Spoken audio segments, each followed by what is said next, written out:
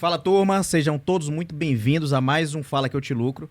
Hoje nós trouxemos aqui um grande empresário da área tributária e você sabe que o nosso trabalho aqui é o mais difícil. Nós procuramos no mercado as pessoas que não só leram, mas vivem e viveram o empreendedorismo para ensinar sempre o como fazer.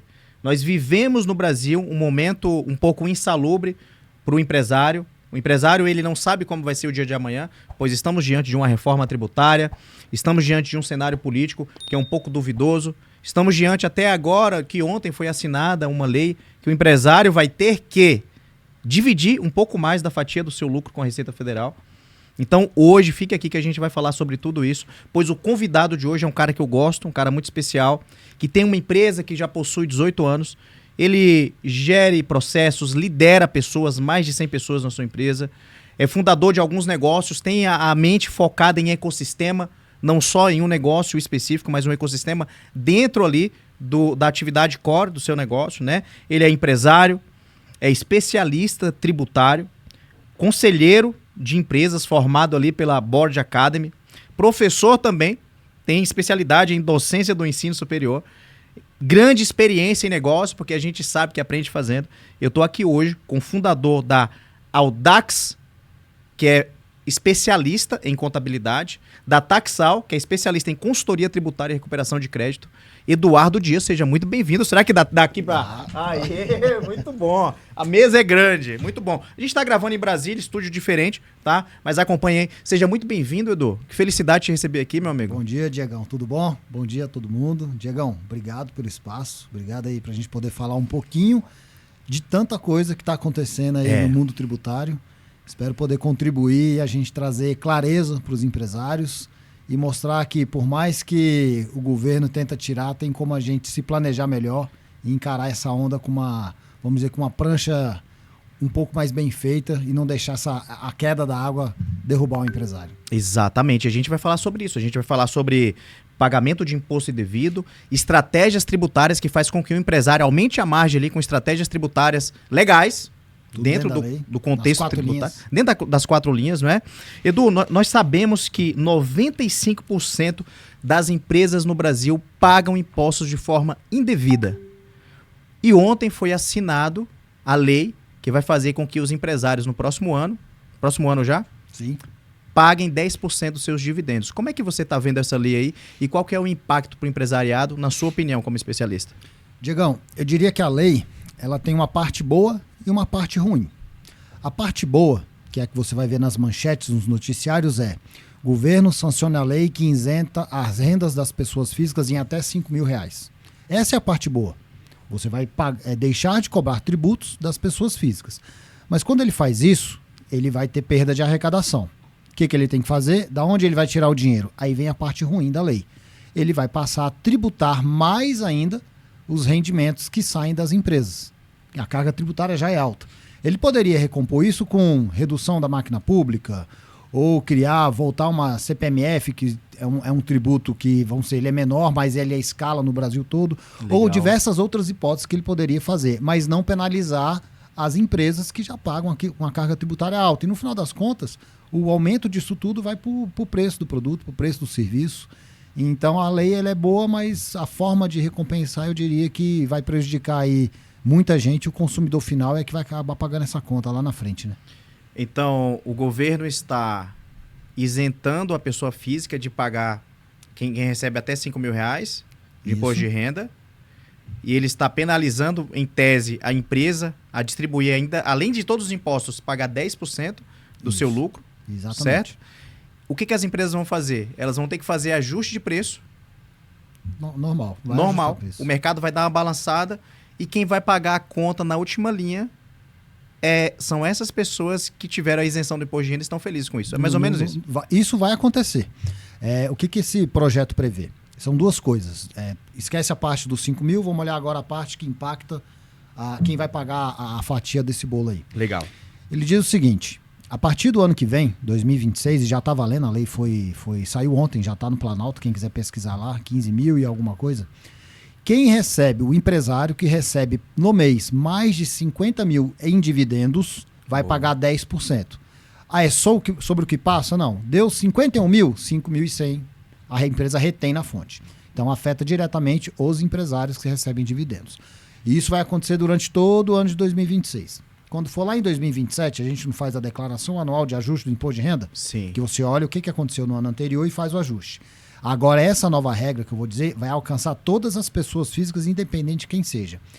Qualquer pessoa física que no imposto de renda tiver rendimentos acima de R$600 mil, e não importa o tipo de rendimento, é um professor que recebe salário, mas ele também é empresário, tem dividendos, mas ele também tem aluguel, recebe aluguel, e vamos supor que ele tem alguma outra doação ali que ele recebe de alguma pessoa. São tipos diferentes de rendimentos, vai somar tudo.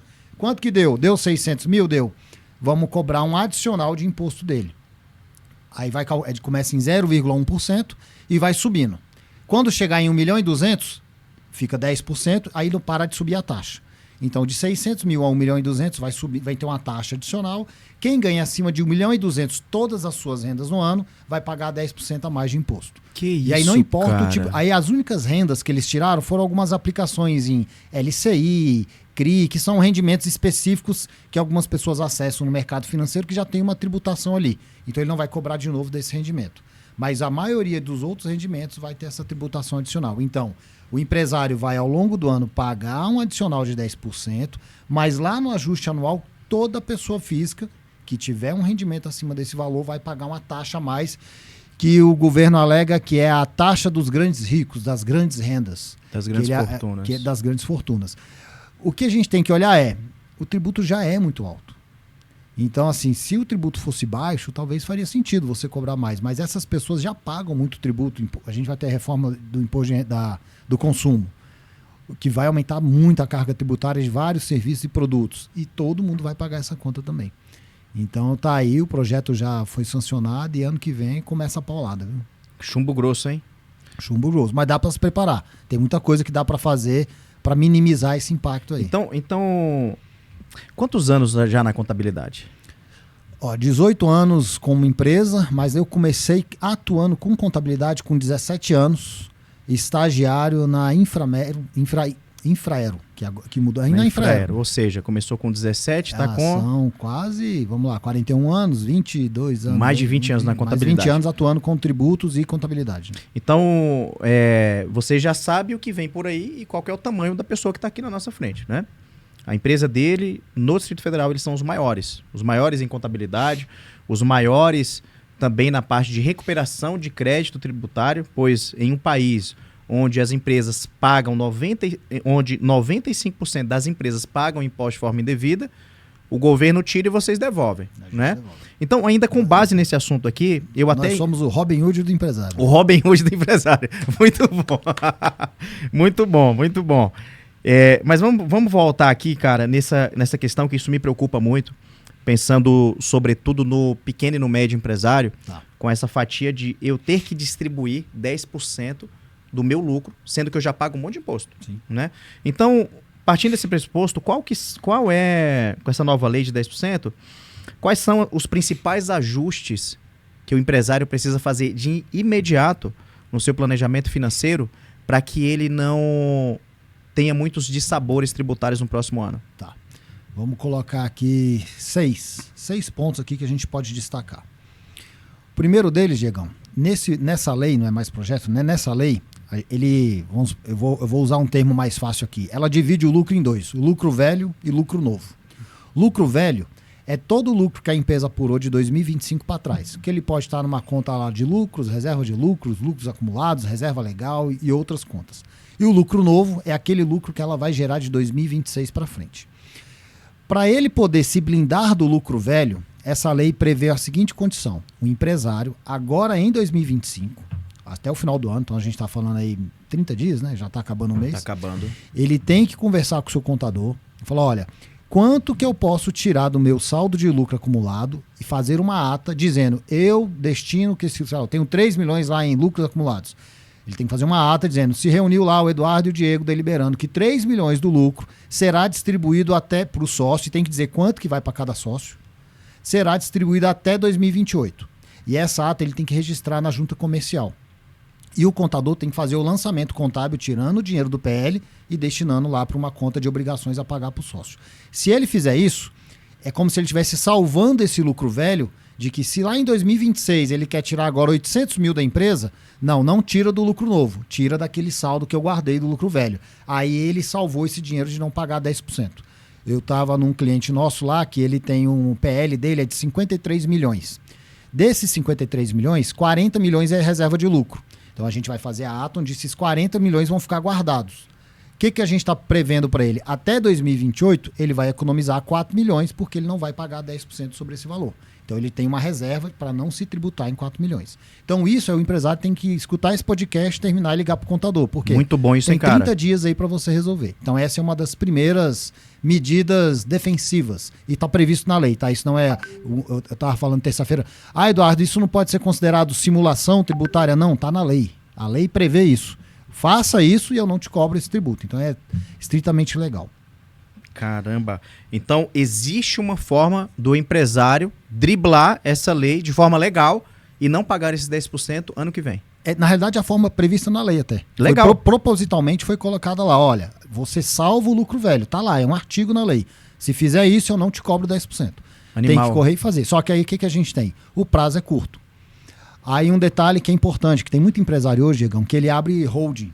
Um detalhe, tá? Quando é dividendos de uma empresa para outra empresa, não tributa. É de uma empresa para o CPF. Só que às vezes, a gente tem muitos casos lá que o empresário ele tem uma holding, essa holding é uma SA de capital fechado. E aí, as SAs são regidas por uma lei que diz o seguinte, se você fizer uma ata destinando que vai distribuir lucro para o sócio, esse lucro tem que ser pago ainda esse ano.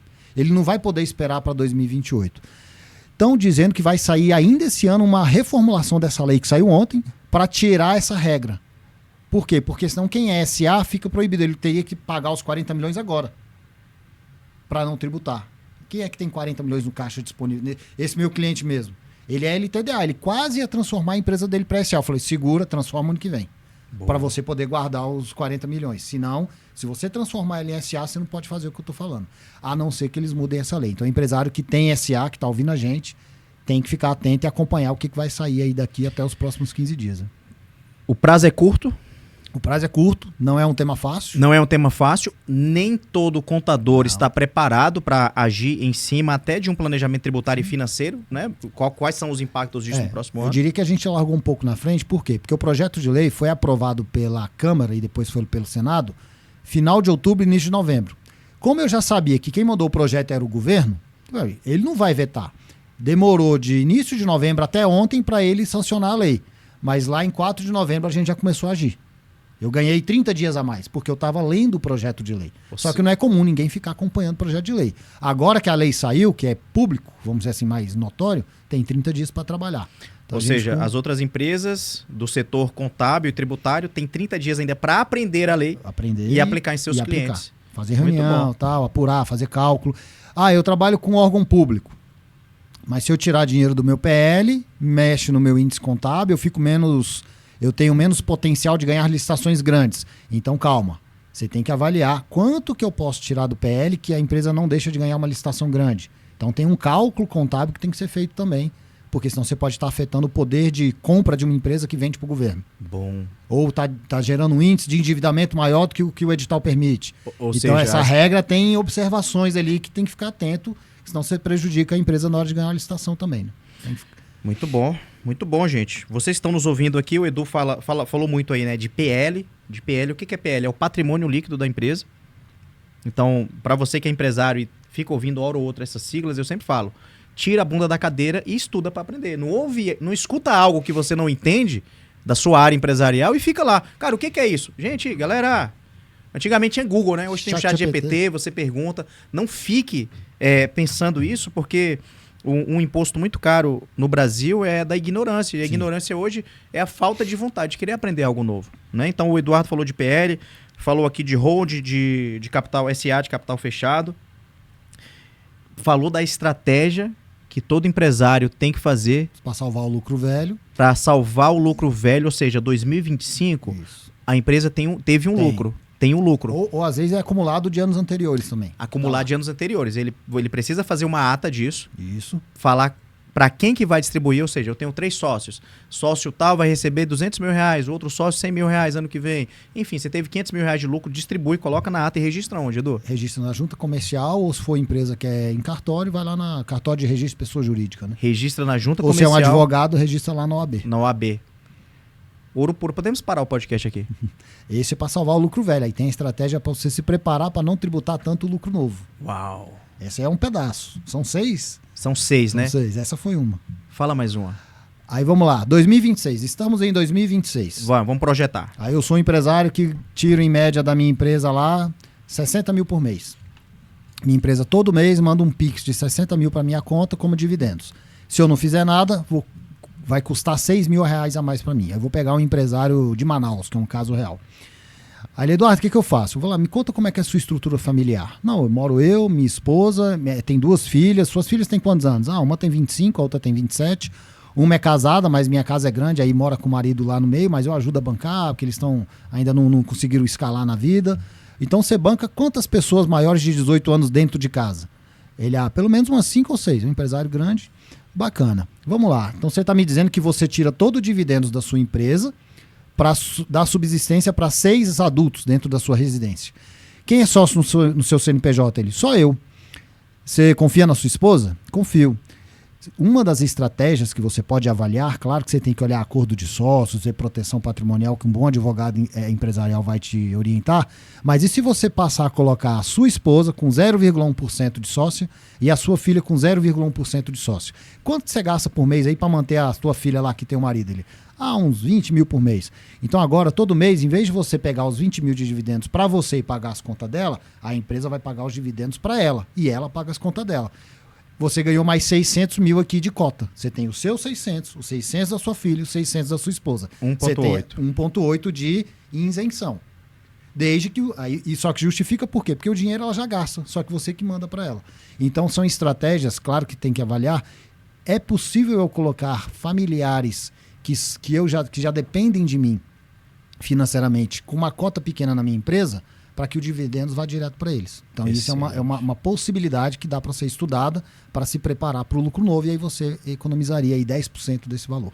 Então essa é uma possibilidade de em 2026 o empresário não pagar 10% dos seus dividendos. Ou diminuir o volume que iria pagar. Ele ia pagar. Exatamente. Outra, por exemplo, esse mesmo empresário, o que você faz com seus dividendos aí? O que você investe na vida? Eu gosto de comprar imóveis na região, pego esse dinheiro na pessoa física, compro lotes, construo casa, compro e vendo imóveis ou tenho receita de aluguel.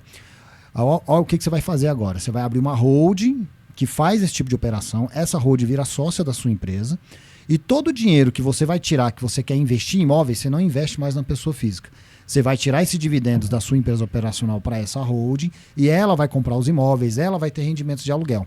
Por quê? Porque quando você faz isso, você não paga os 10% dos dividendos, porque de PJ para PJ não tem tributação.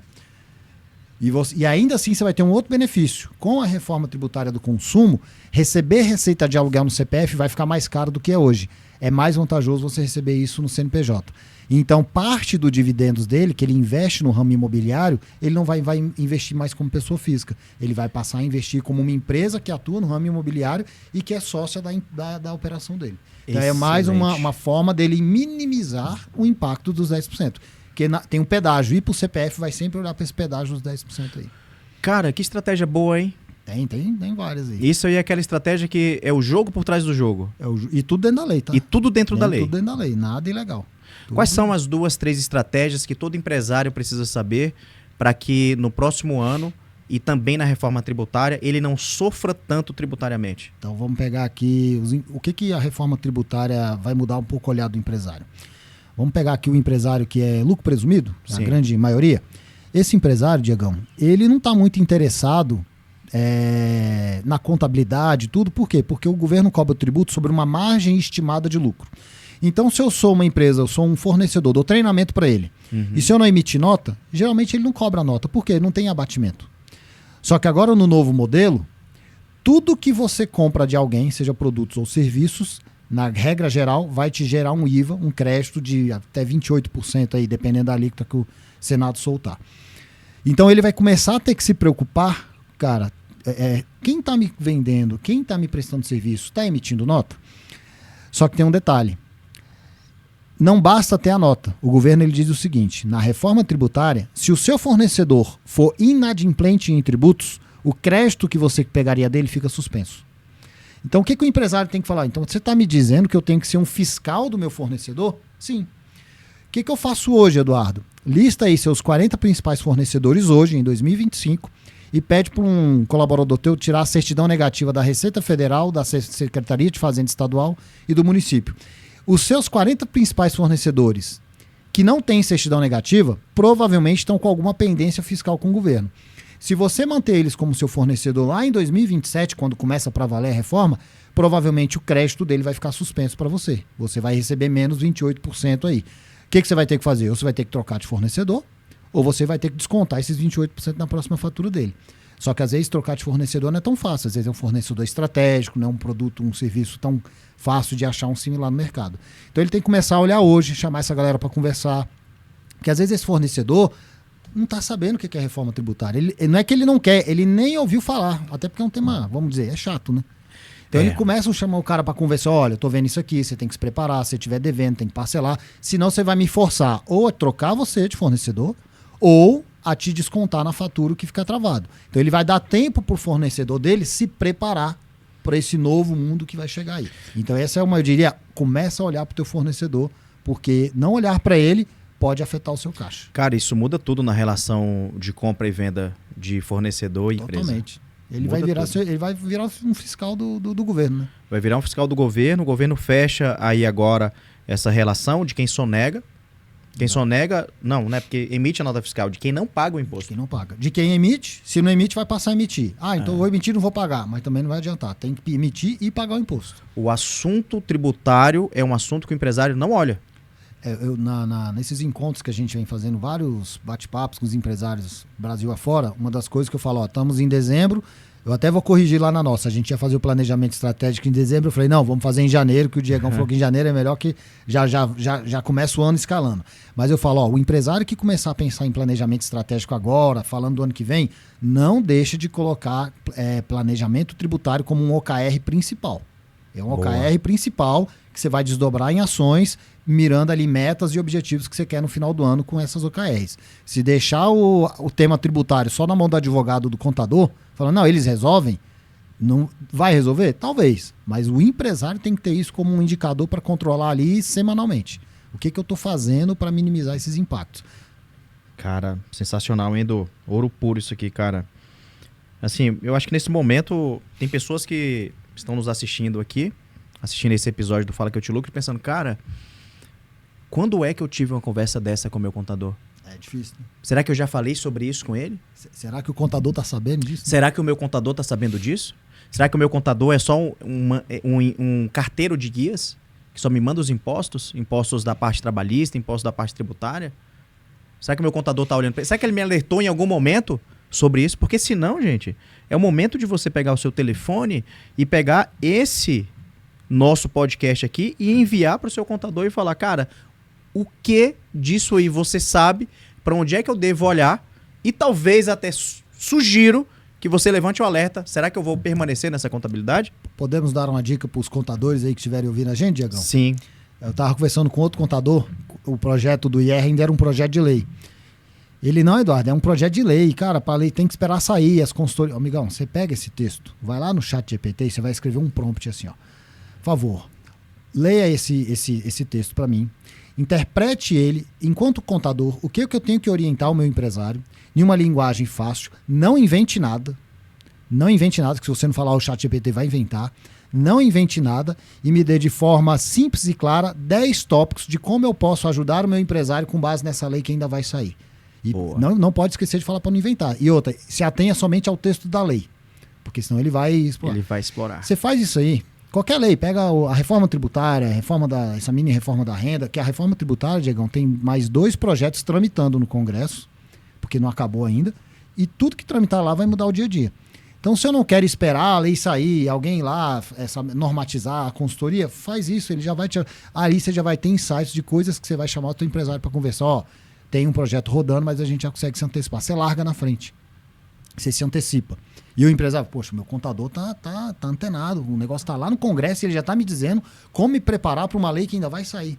Excelente, E cara. aí você tem as ferramentas aí que... E a antecipação muda tudo. Muda tudo. Muda tudo. Então nós falamos aqui de um ponto, né, dessa parte do fornecedor, de ficar de olho ali na emissão da nota fiscal para você receber o IVA, que é o crédito que você recebe de volta daquilo que você está pagando para o seu fornecedor.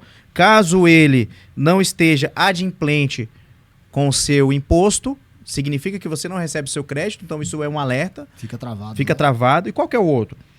Vamos lá, outro detalhe que a gente ainda olhando para fornecedor.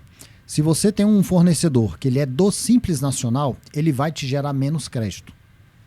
Então o que você tem que fazer para esse fornecedor? Você tem que olhar, bom, se eu tenho um fornecedor lá que eu compro dele 100 mil por mês, de uniforme, é um caso real. Ele não vai me gerar 28% de crédito, ele vai me gerar uma média ali, no máximo até 10%, porque ele tem aquela faixa que sobe. Então vamos supor que essa empresa vai gerar 10% de crédito. Concorda que eu estou perdendo 18% de crédito? Sim. O preço desse fornecedor tem que ser pelo menos 18% mais barato do que os outros fornecedores que não são do Simples Nacional. Você tem que começar a olhar isso agora para você orientar o seu fornecedor. Olha, eu estou vendo que o teu preço é o mesmo preço que o outro fornecedor, que é do lucro presumido, cobra. Eu vou ter que cobrar dele, porque eu vou pegar mais crédito. Então tem que começar a fazer essa análise e trazer o fornecedor do Simples também para a mesa para conversar. E uma outra coisa agora, olhando as saídas, né, vamos olhar para frente, você vai ter agora, quando entrar o split payment, que é o split de pagamentos, que é, o governo diz que hoje quando o empresário emite uma nota, o imposto que ele vai pagar para o governo, ele vai pagar geralmente só no dia 20 ou 25 do mês seguinte. Então você tem aí quase 45 dias, 30 a 45 dias de capital de giro com dinheiro do governo na mão. Quando o split payment chegar lá em 2027, se o governo não mudar nada, as previsões são essas, emitiu a nota, recebeu o pagamento, o governo já vai pegar, vai splitar. O dinheiro do imposto vai para a conta do governo e o dinheiro que você pagou, que é do fornecedor, vai para a conta dele. Então o empresário vai mudar tudo. Vai mudar, ele vai ter menos capital de giro. Então tem que começar a se preparar.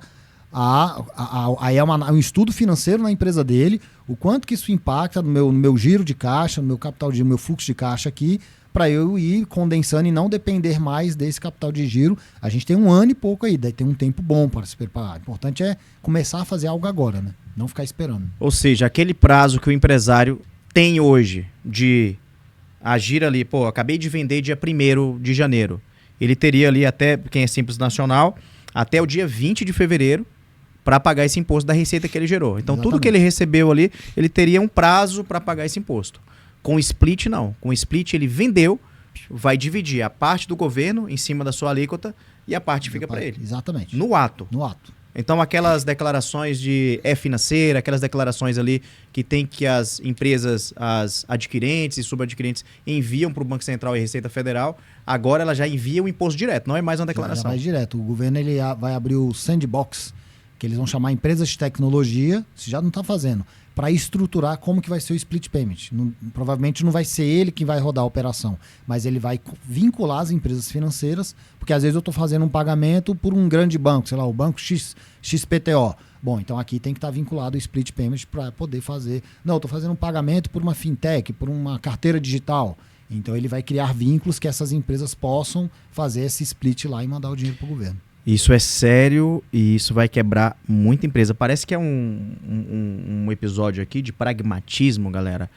Mas é um episódio para vocês levantarem um alerta e falar, cara, se preparar. Porque, por exemplo, nós vivemos no país onde a gente empreende, sabemos que a taxa de mortalidade é de 60% nos primeiros 5 anos das empresas e de 80% nos primeiros 10 anos de todos os negócios.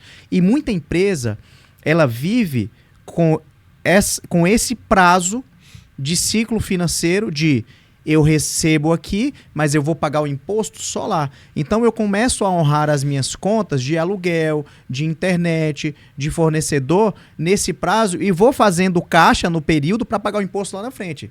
Isso significa que eu vou ter que antecipar o meu imposto, eu perco essa linha do tempo de usar o dinheiro do governo. Como que você avalia isso aí, Edu, do ponto de vista de empresas que estão mais ou menos, que correm risco de quebrar, porque isso vai quebrar muita empresa. Vamos lá. O que o empresário que está ouvindo isso aí está preocupado e faz isso? Hoje, a legislação tributária, Diegão, ela tem vários benefícios que permitem você pagar menos tributo de forma regular. Então, a reforma tributária, ela vai dizer o seguinte, se você tem um crédito de PIS e COFINS que você não usou, você vai poder usar lá no IVA.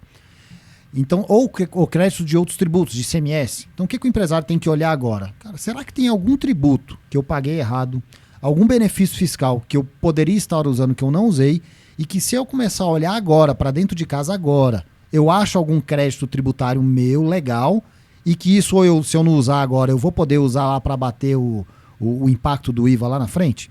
Então, o que eu recomendaria aqui para o empresário? Dá uma olhada dentro de casa, todos os tributos federais, ICMS, revisa tudo. Porque você pode estar deixando de usar um benefício fiscal, e tem benefício fiscal, Diegão, que você pode retroagir. Então, às vezes, você pode voltar 5 anos, é um crédito que você não usou de uma nota fiscal de vale alimentação. Opa, peraí, quanto que eu deixei de usar? 1 milhão. Bacana, deixa isso guardado aqui, que quando for o IVA eu vou abater isso lá no IVA. Então eu amenizo o impacto do giro de caixa lá na frente. Então tem muita coisa que dá para fazer. O lucro real, só para você ter uma ideia, são mais de 166 hipóteses de ajuste na base de cálculo do imposto de renda, para mais ou para menos, que o empresário tem que ficar atento, que ele pode estar deixando de utilizar, ou porque ele está pagando menos ou pagando mais. Aí, novamente, tem que olhar isso com um olhar de lupa, trazer bons profissionais que façam esse levantamento, e aí ele vai recuperar isso novamente, dentro das 4 linhas. Entendido. Estou até anotando aqui. Gente, anota isso. Anota isso. Tudo regular, viu, Diegão? Um detalhe que é importante, Diego, não existe a questão de comprar crédito tributário de outra empresa, desde que não seja um precatório ou algo que foi homologado na justiça, com você sendo parte de um processo.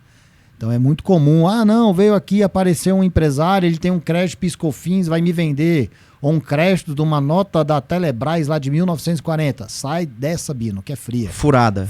Isso acontece muito no mercado? Se você pesquisar aí no portal da Receita Federal, só esse ano, ela soltou mais de 5 comunicados dizendo, empresário, crédito tributário é só se for seu.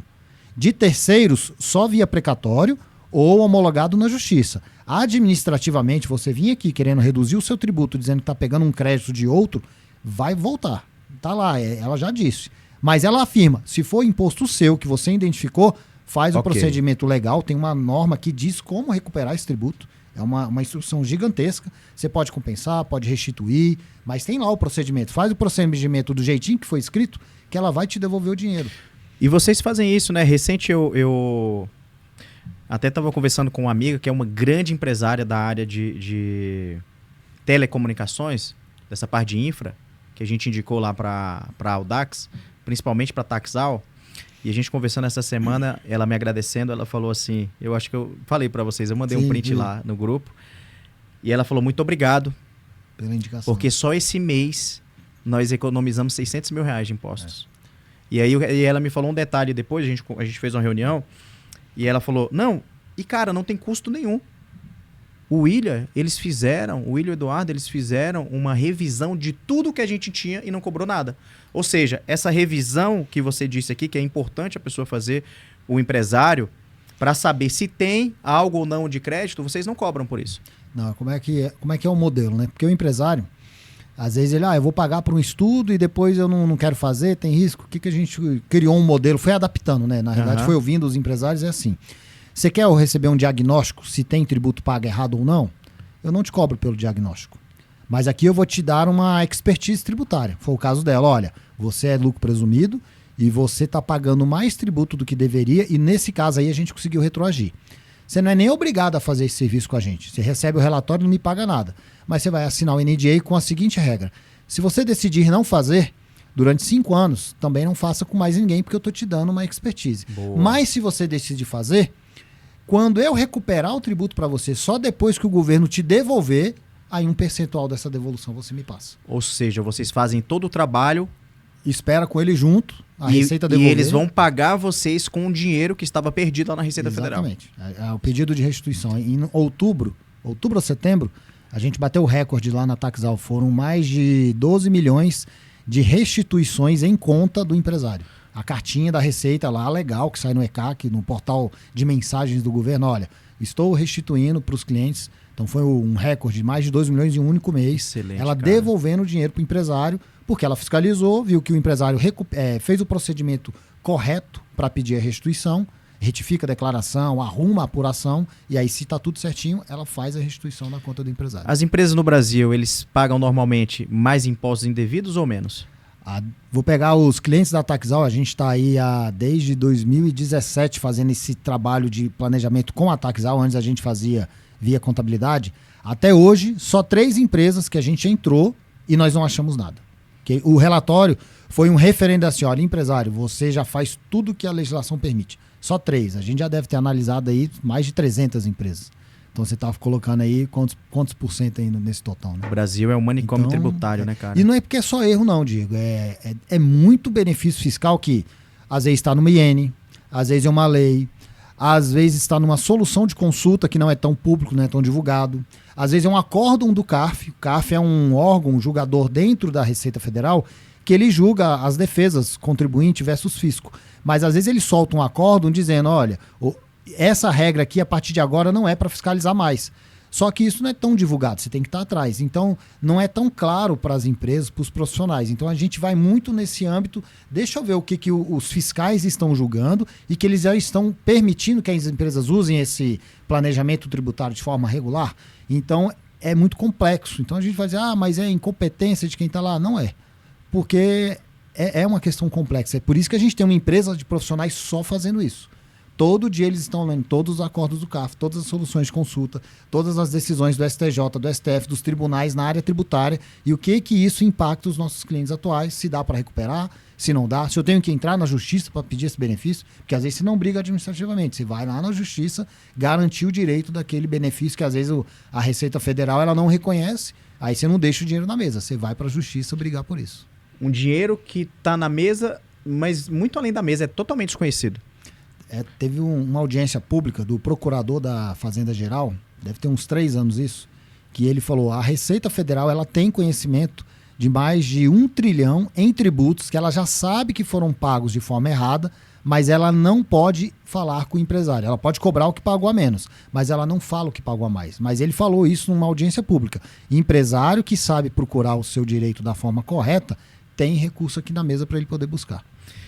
Ou seja, as chances de quem está assistindo agora esse podcast de estar pagando impostos de forma indevida e a mais é de 95%, e a Receita Federal nunca vai bater na sua porta para falar, fulano, toque, tô aqui com o imposto que eu preciso te devolver que você pagou a mais. Esquece. Ou seja, o empresário tem que tirar a bunda da cadeira, falar com o seu contador ou com um especialista tributário, ou com vocês, para falar, galera, revisa aqui para mim, para ver quanto de crédito eu tenho, quanto de imposto eu paguei errado e montar um processo administrativo junto com o especialista para pedir esse imposto de volta. Exatamente. E isso se intensifica ainda mais se for empresa de lucro real, porque as possibilidades aumentam. Simples Nacional tem, lucro presumido tem também, mas quando é uma empresa de lucro real, a chance de encontrar crédito tributário ou benefício fiscal não sendo utilizado é muito maior. Precatório é uma boa estratégia para o empresário com foco no tributário e redução de impostos? Tem precatório você pode fazer, é um procedimento um pouco mais burocrático, mas você compra ele com deságio, e aí você compra lá vou pegar aqui no Distrito Federal, tem uma dívida de ICMS para a Secretaria de Fazenda, mas eu conheço uma empresa que tem um precatório, uma pessoa física, e que é o tipo de precatório que o GDF já prevê na portaria que pode ser utilizado para poder quitar ou reduzir uma dívida. Aí eu vou lá, faço o procedimento correto, salvo engano, na procuradoria, você faz o registro, homologa, aí você abre um processo no GDF e aí você vai pegar esse precatório, eu devo para o GDF 10 milhões, mas um precatório é de 2 milhões, só que eu comprei ele com um deságio aí de 20%. Então eu não vou pagar 2 milhões nesse precatório, vou pagar 1 milhão e 600, mas quando eu for compensar no GDF, eu compenso 2 milhões da dívida. Caramba. Então eu economizo 400 aqui. Aí, claro, o deságio vai depender, né? Quando o governo abre editais de parcelamento que ele permite usar precatório, o deságio ele aumenta, porque quem está vendendo sabe, vai aumentar a procura. Agora eu não sei se tem algum refis aberto. Quando não tem nada aberto, aí o preço do precatório cai. Então o que ele tem que fazer? Compra o precatório e deixa guardado. Porque aí quando o governo abrir o edital, ele já está com dinheiro ali e comprou com um deságio bem maior. Então é uma forma dele economizar também. Tem na realidade bancos e grandes empresas que trabalham só com intermediação de compra e venda de precatório. É um mercado, é um negócio que existe à parte. E se o empresário olhar para isso, ainda mais ele que quer quitar a dívida. Tem grandes atacadistas, Diegão, eles compram todo mês precatório para pagar o débito corrente. porque os débitos de ICMS são gigantescos. Ele pode pagar o débito Pode corrente com pagar o precatório? débito corrente com precatório. Então, todo mês ele está ali negociando compra e venda de precatório para pagar o débito corrente do ICMS. Aí nós temos precatórios estaduais, municipais, federais, distritais. Exatamente. Muito bom, muito bom. Edu, você é bom, hein, meu? Nada, toma 20 anos, né? Cabelo branco, barriga grande. Você é bom, hein? A barriga tá acabando. Você tá vendo aí? Tô no Mundial tá agora. Tá na academia aí, sendo acompanhado. Cara, muito bom, muito bom. Eu trabalhei muito tempo no tributário e a gente usava algumas estratégias legais de elisão fiscal para algumas empresas de serviço que fala, cara, eu tô sem crédito no banco nesse momento, eu não estou conseguindo investir na empresa, estou sem fluxo de caixa. E a gente montava a estratégia de, vamos ficar então um período sem pagar o imposto? Porque você se financia com o imposto do governo. Eu lembro até de um caso de uma empresa que eu prestava assessoria na época que eu trabalhei com contabilidade. Fiquei 10 anos na contabilidade. Vamos ficar 3 anos sem pagar o imposto? E aí no final do ano a gente renegocia o imposto, paga a primeira, e depois a gente renegocia de novo. Hoje eles são uma das maiores empresas de engenharia aqui em Brasília, né? Porque fizeram isso aí. Como que fica essa questão da elisão fiscal? E eu explicar o que é elisão fiscal aqui para a turma, né? Gente, elisão fiscal não é que você sonega. Sonegar imposto no Brasil é crime. Não pagar não é crime. Exatamente. Não pagar o imposto não é crime. Sonegar é crime. Não é sonegação fiscal. É elisão. É você se valer desse benefício em tese que o governo te dá para pegar o empréstimo e investir no seu negócio, fazer o negócio crescer e depois parcelar. Porque hoje, como está também a tributação no Brasil, ele beneficia muito mais quem não paga o imposto do que quem paga. Exatamente. Porque pensa só, quem paga o imposto certinho está deixando de pegar o fluxo de caixa e investir no seu negócio para pagar o imposto para o governo. Quem não paga o imposto, pega essa grana toda, investe na sua empresa, investe. Isso oxigena, cresce, ganha mercado. E daqui a pouco, 2, 3 anos depois, ela faz um parcelamento, às vezes até com 0 multa, cara. E uma parte muito de desconto altíssimo nos juros, né? Como que vai ficar isso agora, Edu? Para quem já está acostumado, porque a gente sabe que tem empresa que está há 10 anos fazendo isso. Como que vai ficar isso após a reforma tributária? Essa questão da elisão fiscal. Te contar um caso, você curioso do passado. Uhum. Tinha um refis lá atrás, logo no início da empresa, acho que estou falando aqui 2008, 2007. E um deputado distrital apenas, aqui do Distrito Federal, votou contra o refis, que é o programa de reparcelamento, que você parcela a sua dívida e tem desconto, igual você falou aí agora. E aí eu liguei para ele, para o gabinete. Por que você votou contra? Ele, porque isso é o Estado incentivando quem não paga. Quando é que vai sair um programa que diz quem pagar em dia os tributos vai ter desconto? Vai ter desconto. Eu, rapaz, nunca tinha pensado nisso. Isso lá atrás, que é o que você falou aqui agora. Mas vamos pensar esse empresário que faz isso hoje. É importante. Se ele usa essa estratégia, primeiro, não deixa de declarar, senão é crime. Agora, não pagar, você está sem fluxo de caixa. O que ele faz? O que ele tem que avaliar? Esse dinheiro que eu estou deixando de pagar, aonde eu vou investir ele? Ele vai me render mais de 20%, que é a multa que ele paga do atraso do imposto, e mais que a Selic. Uhum. Então, ele tem que falar, é um investimento numa economia real. Às vezes, ele vai expandir a operação dele e ele tem uma margem de rentabilidade acima desse percentual. Não, então eu vou expandir, porque aí dá essa receita que vai chegar, eu quito aquela dívida lá atrás. Então tem empresário que usa isso. Com a reforma tributária, vamos fazer um olhar lá para 2027, 2028. Se ele for fazer isso com o IVA, ele vai ter um problema. Por quê? Porque não pagar o IVA, como a gente falou mais cedo, vai travar o crédito de quem está comprando dele. Então isso ele consegue fazer hoje nessa regra, porque independente de ter pago ou não, quem compra dele toma crédito. Com IVA, o imposto vai ter que estar pago. Então, quem usa essa estratégia de alavancagem, de crescimento, se refinanciando com tributos, ele vai ter que começar a se preparar aí para daqui a 2 anos. Isso aí talvez já não vai ser mais permitido fazer. Não, de fato, não. Ele não vai conseguir fazer isso na sua totalidade. Não consegue fazer vai mais. Travar. Né? Porque o split...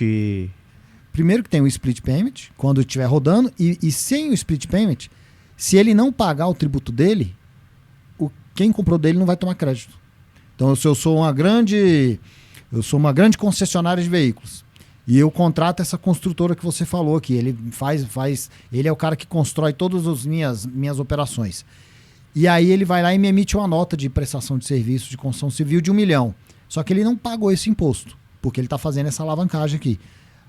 Eu não vou ter 280 mil de crédito lá, vai ficar travado lá, vai estar suspenso. Aí eu vou questionar, por que não? Porque esse tributo não foi recolhido na cadeia anterior. Aí eu vou ter que ligar pro cara da construção civil, paga teu imposto aí porque meu crédito está travado. Eita, cara. Vai Nunca travar. foi tão importante, então, Edu, o empresário, cara, total, hein? Ter um planejamento tributário junto com o planejamento financeiro, junto com o planejamento estratégico, todos os três ali. Tem que virar um OKR, um objetivo estratégico. Quem usa o método Scrum lá, OKR, KPIs, né? Sim. Esse tem que ser um objetivo estratégico lá. Geralmente você vai de 4 a 6 objetivos. Um tem que ser tributário. Um tem que ser tributário. Não pode ficar fora. O tributário hoje é uma das mais importantes estratégias de crescimento de qualquer negócio. Infelizmente. Infelizmente. Porque não era para ser assim. O empresário ele tinha que estar preocupado em gerar emprego, crescer um negócio, gerar escala, inovação, criar produto novo, criar uma estratégia diferente para ocupar mercado, criar produtos que ele possa expandir e ir para fora. Mas aí ele tem que ocupar a cabeça dele com a burocracia estatal. Tudo isso que a gente está falando aqui, infelizmente, é um mal necessário. Não era para a gente estar aqui falando de tributo, a gente está falando de crescimento, produto, um serviço diferente, mas como a lei está aqui e nós vivemos nesse país, a gente tem que dar atenção para esse tema. Muito bom. Tem que ter um olhar muito firme em cima dessa questão. Cara, vocês têm 18 anos de empresa. Eu gosto muito do trabalho que vocês fazem, da seriedade que é feito o trabalho, da forma que vocês cobram ali os colaboradores. E você já teve 0 colaborador. Você já teve 1 colaborador, você já teve 200 colaboradores. Como que você avalia a geração de valor para o país de uma empresa e da máquina pública? Quem que gera mais valor? Seja sincero, porque a empresa ela gera emprego, ela transforma ali o seu colaborador, levando um pouco mais de consciência, de financeira, de crescimento, porque a gente acaba pagando imposto para a máquina pública. E ela, na minha opinião, ela é muito ineficiente. Porque todos os serviços são ineficientes. Nós pagamos muito imposto, a gente paga o imposto para ter uma Ferrari e a gente recebe um Fusca. Né? Exatamente. Não é verdade? Sim. O imposto que a parcela é muito cara, cara. Porque assim, cara, empregar 200 pessoas é um negócio de uma geração de valor muito grande pensando em Brasil. Como é que você avalia isso aí, cara? Como um especialista, como empresário e como cidadão também.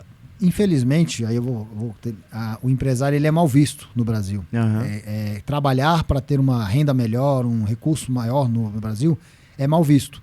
Vou contar um exemplo para você aqui, Diegão. Eu tenho um amigo meu, que ele é funcionário público, amigo de tomar umas biritas, e aí falando desse projeto da renda. Aí ele, você está reclamando porque você é empresário, você vai pagar mais imposto. Aí eu falei, amigão, vamos lá. Eu trabalho de 9 a 10 horas da noite todo dia, sábado e domingo, viajo, estou viajando com esposa grávida e escolhi essa vida.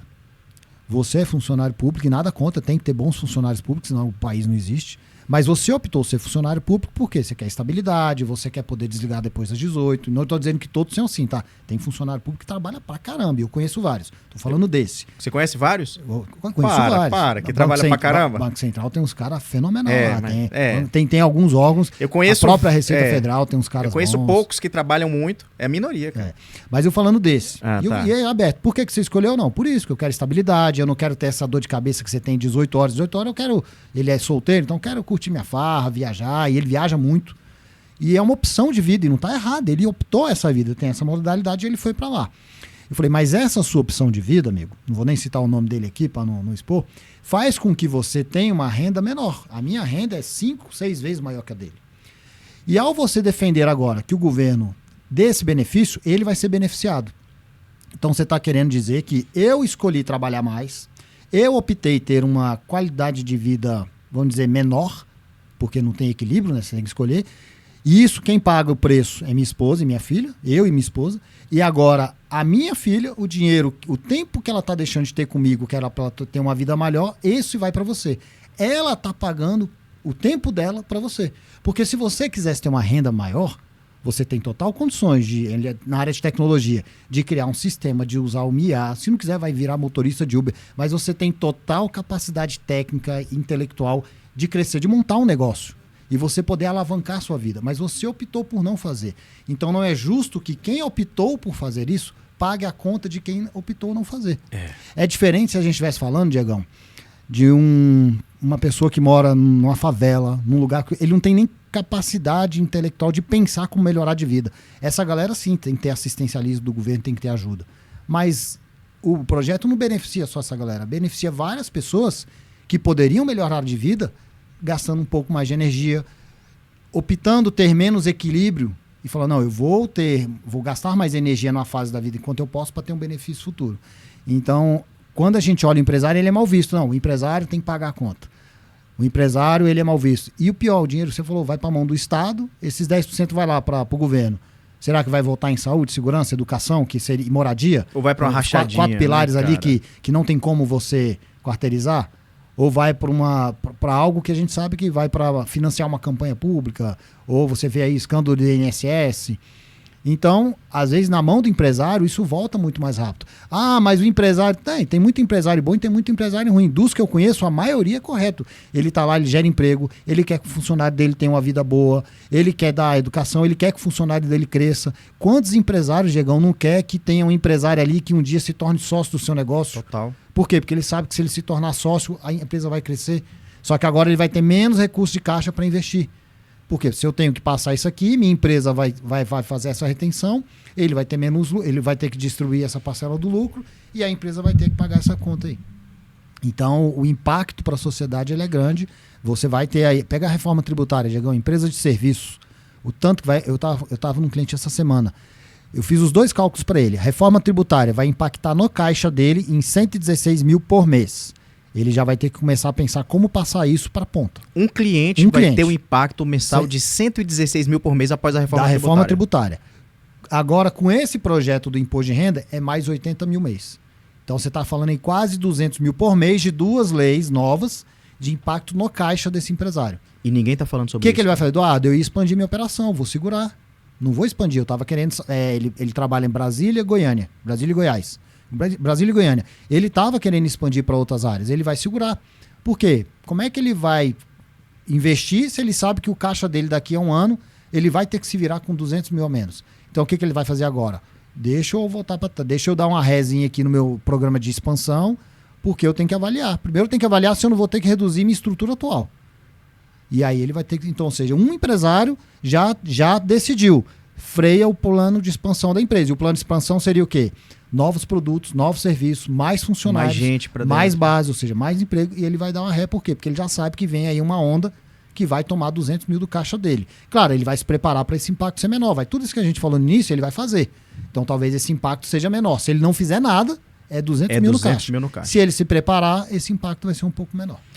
Então, imagine esse empresário, porque ele vai ter que repassar esse valor para o cliente dele.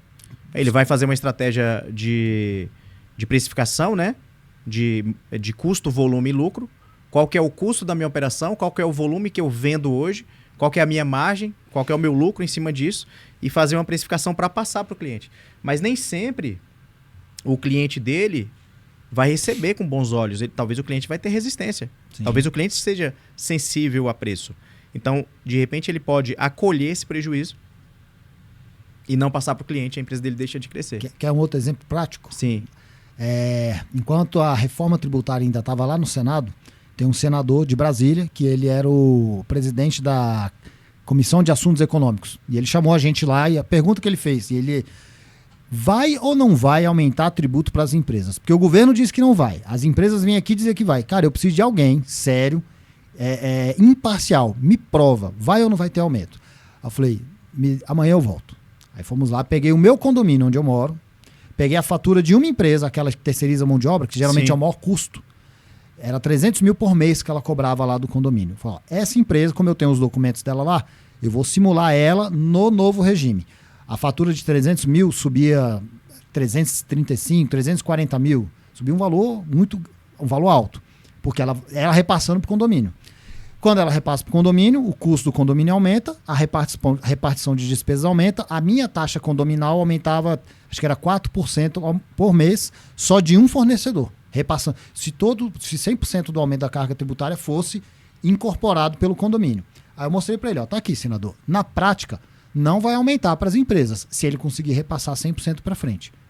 Se ele não conseguir repassar 100%, ele vai ter que arcar com esse custo. Agora eu te pergunto, você mora em apartamento, senador? Moro. Você tivesse uma convenção de condomínio lá e eles falam, gente, vamos ter que aumentar 4% da taxa de condomínio, que a empresa XPTO vai repassar o custo da reforma tributária. Ele é na hora, não, tira um porteiro, bota a portaria eletrônica, diminui o escopo, cancela a jardinagem, Olha troca aí. de empresa. Não vou mais nem... Aí, tá Na vendo? prática, a teoria é outra, né, Na amigo? prática ele não vai passar. Então, então ele vai ficar no meio da cadeia aí, empresas que não vão conseguir repassar e vão ter que assumir esse prejuízo. Então, assim, não tem... se correr o bicho pega, se ficar o bicho come. Mas tem que se preparar, tem que atuar. Tem que atuar. E a gente falando aqui, com você falando, eu fui anotando algumas coisas. E a gente falando sobre a crucificação do empresário aqui no Brasil. O empresário é o malvadão, o empresário é explorador. E tem muita gente comemorando a reforma tributária em saber que o empresário vai pagar mais imposto. E isso é muito complicado, porque na ponta, a gente partindo do pressuposto que a tributação no Brasil, a maior parte dela é no consumo, quando eu vou no supermercado, eu pago ali no consumo. Quando eu vou abastecer meu carro, eu pago no consumo. Então, muitos cidadãos e cidadãs brasileiros, eles estão achando que os que não são empresários, funcionário público, seletista, fica assim, é fumo no rabo do empresário, né? Essa é a tese. Mas eles não estão percebendo que isso vai voltar para eles. Vai voltar em direção. Volta para eles, porque é ignorância. Ah, não, então vamos torcer aqui para que realmente passe, porque o empresário é malvadão, ele precisa mesmo. Então, uma hora que meu chefe paga mais imposto, o funcionário público. Não, o empresário que se lasque para lá. Fica pensando dessa forma. Mas isso é uma ignorância tamanha, cara. Porque no final das contas, ele está pagando o imposto também muito alto com essa reforma tributária. Hoje, a receita que todo mundo recebe, 60% volta para o governo. Né? É mais ou menos isso, de 50% a 60% no consumo. Então, todo mundo que acha que tem uma estabilidade, ah não, eu sou funcionário público, tenho uma estabilidade, pega na letra ali, no papel e caneta e calcula quanto de imposto você está pagando mensalmente com seu salário. Ele vai perceber que ele está trabalhando para um governo que acolhe ele ali como funcionário público, dando a qualidade de vida que ele quer, mas está metendo o fumo nele ali também, de forma escondida lá na ponta, que 60% do que você recebe, você está pagando. O funcionário público, ele trabalha a vida inteira para construir uma aposentadoria, cara. É simples assim. E ainda vem lá os outros e toma o dinheiro da aposentadoria. E ainda vem lá os outros e toma, porque se fosse tão legal assim, não precisava ficar pagando previdência privada. Exatamente. A própria previdência já ia garantir o seu salário. E nem garante salário, porque quem recebe 20, 15 mil reais não vai receber isso aí quando aposentar. Exatamente. Então, esse é um problema nacional. Essa é uma questão de discussão nacional e ninguém está olhando para isso. Isso é que me deixa um pouco até preocupado, porque quem está na ponta é ignorante, não sabe o que está acontecendo e critica, é mais critica do que ajuda, porque o Estado ele cria uma narrativa que está protegendo as pessoas e as pessoas acreditam que estão protegendo. Sim. Através de um Bolsa Família, através de um Bolsa Gás. Ah, o governo está me protegendo. Edu, eu vi um dado essa semana que na Bahia existem mais pessoas recebendo benefício do governo do que contratados na CLT, cara, do que trabalhando. Então, a gente está indo para um momento onde o cerco está se fechando para o empresário. Muitos empresários estão saindo do Brasil, montando estruturas fora, abrindo CNPJ nos Estados Unidos, no Uruguai, aqui do lado, no Paraguai, para fugir dessa tributação. Cara, onde é que a gente vai parar com isso? Estava em Aracaju, conversando com um empresário do setor de terceirização de mão de obra, um grande empresário, e ele falou, Eduardo, cada vez mais está sendo frequente aqui, o quê? A gente vai contratar profissionais e outra, ele ganha uma licitação pública. Uhum. O valor do salário, não é o empresário que diz o valor do salário, já vem no edital da licitação. Então, no edital vem o máximo de salário que o servente de limpeza vai poder ganhar é R$ 1.800. Ele não pode cobrar mais que isso. Isso é regra do governo, porque tem muito... se ele está achando difícil contratar, aumenta o salário. Não, é do Estado. Ele não pode pagar mais. Aí olha a dificuldade dele. Eu tenho R$ 1.800 de salário, R$ 1.500, dependendo do cargo. Quando eu vou contratar aqui na minha região, Eduardo, é uma região que ela tem muito benefício de assistencialismo. O que eu ouço das pessoas? Não, por esse salário aí, eu prefiro ficar em casa ganhando o benefício do governo, porque se eu for contratada, eu perco o benefício. Isso é um caso real, não é uma falácia. É um empresário dizendo que das vagas de emprego que ele abre, uma boa parcela dos candidatos diz que só vai aceitar o emprego se o salário for muito maior do que o que ele recebe de benefício social, senão não compensa financeiramente para ele. Só que ele não pode pagar mais porque ele ganhou uma licitação pública que o salário é congelado. Porque também, se ele cobrar mais, aumenta o custo do órgão público e quem paga a conta é o cidadão. Então, olha, como é que esse empresário resolve? Eu não posso cobrar mais, porque eu tenho que atender o preço do edital. Mas quando eu vou para a ponta, aqui o assistencialismo evita que a pessoa arrume um emprego. Então, olha como é que fica difícil. O que ele está fazendo? Ele está começando a expandir a operação para fora de Aracaju. Na verdade, já expandiu, né? Ele falou, Eduardo, eu estou pegando mais contratos fora daqui em regiões onde os benefícios de assistencialismo não sejam uma proporção tão grande para a economia real, para o emprego. Porque aí eu tenho a competição, antes assim, não, eu estou competindo com funcionário público, com o mercado e com quem recebe benefício social. Cara, animal. Isso é um caso real. E você falou um pouco assim, mas a reforma tributária, me perguntaram outro dia, Eduardo, seja imparcial, o que você acha do texto da reforma tributária? Igual eu falei no início dessa reforma da renda. É boa, o texto é bom, simplifica? Pô, simplifica pra caramba, é muito bom. O problema é que o governo assumiu e declarou, nós não vamos fazer um projeto de reforma tributária pensando em reduzir carga tributária. Eles disseram isso, tem várias entrevistas dizendo isso, e outras ainda dizendo, as indústrias poderão, em alguns casos, pagar menos tributo e quem vai pagar a conta é o setor de serviços que sempre foi beneficiado por esse país. Isso você tem, eu não estou dizendo, tá lá, é só procurar aí as entrevistas do governo. Então por que eu não pego um projeto que é bom, que simplifica e também faz com que ele, no mínimo, mantenha uma carga neutra? Se não aumentasse, já estaria bom, você simplificaria e todo mundo continuaria pagando a mesma carga. Talvez você teria muito mais apoio do setor produtivo, da população, para que esse projeto fosse aí, vai ser emplacado, mas que não fosse tão criticado, porque ele não fosse previsto ter aumento da carga tributária. Então, assim, é um projeto bom, se você olhar o texto, ele é muito bom, só que ele vai gerar esse aumento aí. Não foi criada uma trava para não impactar o bolso das empresas, que no final das contas vai para o preço do produto lá na gôndola do supermercado, né? Vai para todo mundo. E esse projeto ele é bom para o governo. Ele é muito bom para o governo, porque a máquina pública agora, ela zera a inadimplência praticamente no Brasil. A sonegação vai cair bastante também. Isso é bom, ela vai evitar... A inadimplência não, a sonegação. Isso, a sonegação. Exatamente. Porque antes, o modelo atual como é que é? A empresa que apura o seu tributo e declara. E o Estado depois vai lá ver se ela declarou certo ou não. Agora vai mudar. O IVA, o governo vai apurar o seu tributo, é o maior sistema tributário do mundo que está sendo construído. O governo vai apurar o seu tributo e se tiver algo errado, você vai lá auditar o trabalho dele. Então inverteu a ordem dos fatores. E isso vai fazer com que a sonegação seja menor. Porque é ele quem vai dizer qual é o tributo que você tem que pagar, não é mais você que diz qual é o valor do IVA, né? Quais são qual é o impacto que as empresas de serviço terão após a reforma tributária? Esse exemplo que eu te falei de aumento de carga tributária aí é uma empresa do setor de serviços. Isso é um fato. É um fato. Empresa que terceiriza a mão de obra, tem mais de 600 funcionários e é esse caso que eu falei, vai aumentar aí de 8% a 12% a carga tributária. Então, empresas do setor de serviço, construção civil, tecnologia, telecomunicações, terceirização de mão de obra, escritórios de advocacia, profissionais autônomos, tudo que é setor de serviços, que o maior custo é a contratação de pessoas, ela não toma crédito na folha. Então, se você, eu sou uma empresa e meu maior custo hoje, o que eu mais gasto é pagar salário, você vai aumentar a sua carga tributária aí pelo menos de 8% a 15%. Aí tem que começar a fazer cálculo. Por quê? Porque você não toma crédito do salário. Então você tributa 100% a sair da nota fiscal, mas quando você vai olhar para os seus gastos e querer tomar crédito, 60% do seu gasto você não toma crédito. Ou seja, você vai ter pouco crédito. Então as empresas de serviço, elas foram prejudicadas. Por isso que você tem vários projetos já tramitando no Congresso, mas sem força de avanço, que é que possa se criar uma desoneração ampla da folha de pagamento. Deixa de se cobrar o tributo pesado do INSS que tem na folha, que chega CPP, a bater... né? CPP, chega a bater quase 36%, o custo de INSS. E você deixar de cobrar esse tributo e cobrar um percentual do faturamento das empresas para que você incentive a contratação de pessoas, já que eu não vou tomar crédito, que pelo menos o custo previdenciário caia.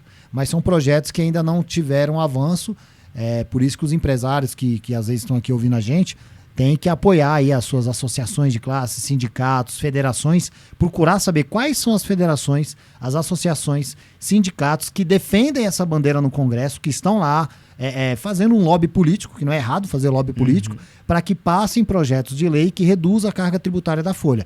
Essas entidades precisam de apoio. O empresário que está reclamando, ele tem que, igual você falou, levantar a bunda da cadeira, parar de reclamar e ir lá apoiar essas instituições, que é quem tem força. Porque imagina você é um deputado, chega lá um sindicato que representa 100 empresários. Você acha que o deputado vai dar atenção para esse sindicato, que tem 100 empresários? Mas se ele chega lá um sindicato que abaixo dele ele tem 2.000 empresários filiados e esses 2.000 empresários têm na folha de pagamento 60 mil funcionários. Você acha que esse deputado, opa, peraí, deixa eu atender o pleito aqui, deixa eu ajudar essa classe, porque essa classe, vendo que eu trabalhei por eles e dei um benefício econômico para eles, pode ser um potencial eleitor para mim lá na outra eleição, porque eu defendo causas que beneficiam a economia em geral. E não tem nada de errado nisso. Mas para isso acontecer, você tem que ter apoio, o empresário tem que começar a olhar para a política com mais seriedade e apoiar quem está lá brigando por esses projetos que estão tramitando lá. Tá? Tem muito preconceito de algumas funções que lá fora não tem preconceito. Por exemplo, lobista nos Estados Unidos é uma profissão respeitada. O lobista tal tem um contato, ele tem um acesso. Aqui o lobismo é assim, fulano... É porque eles confundem o lobista com o cara que carrega a maleta de dinheiro. Né? Exatamente. Aí, não, isso é errado. Não, isso o lobista é o abridor de portas. Né? Abridor de portas, é a pessoa que tem um acesso. Isso é uma profissão. Sim. Relacionamento é uma profissão. Né? Mas então empresas de serviço irão tomar fumo com a reforma tributária.